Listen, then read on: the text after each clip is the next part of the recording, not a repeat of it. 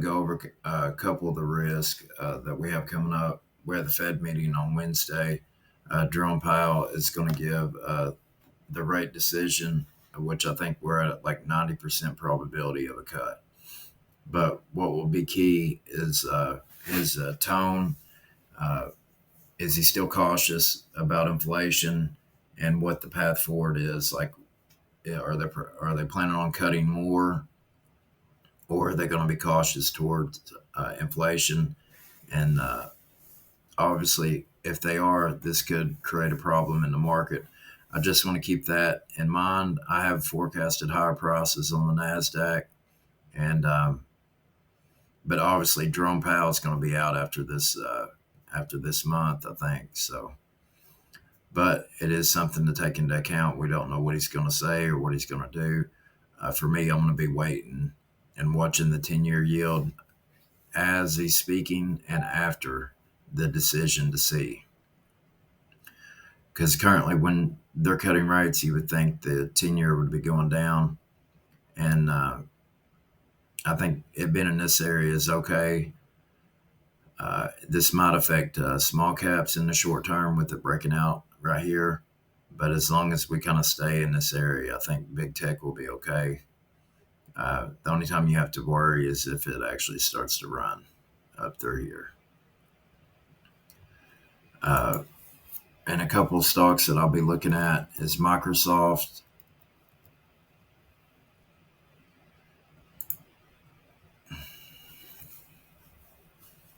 And what I'll probably be waiting for is after the meeting and maybe even the next day.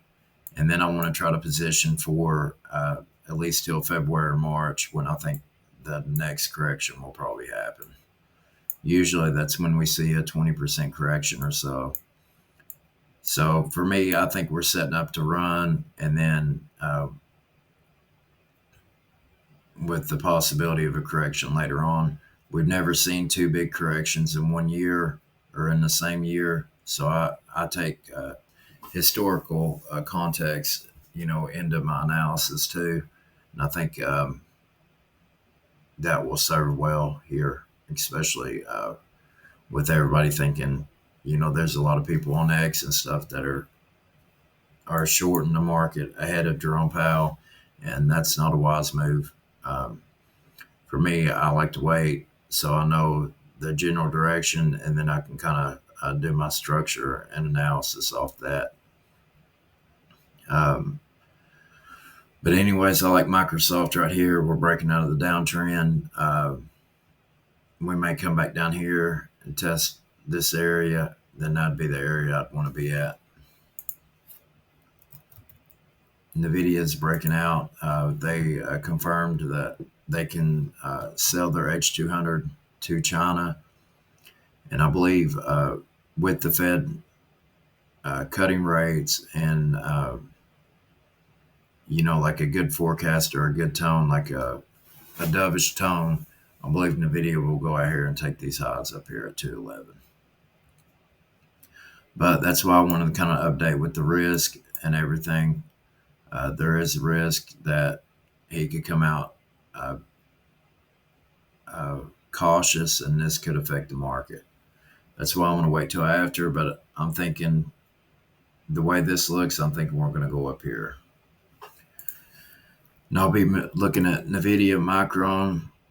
My main focus, like for me, is Microsoft and NVIDIA. Those are two companies I like, but Micron, and the only reason I want to mess with Micron is because I bought them at $65 and I sold them at $95. So I was pretty sick about that. I mean, they're at $250 now, or they've hit $250, and I sold them for like a $30 or $35 profit. So, but this stock has been on a tear, and it's probably one of the better stocks in the market right now.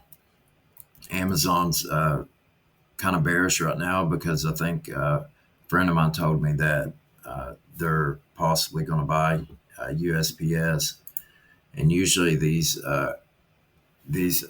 when a company's trying to buy another company, it's kind of bearish on the stock at first, just like the Netflix deal. Netflix is seeing bearish prices also. But obviously, I think these are great stocks. I mean, long term, if you got long term outlook, Amazon, Netflix, I think they're great buys, and they've been great companies for a long time. Uh, Apple's also coming down a little bit, but like I said, my main focus will be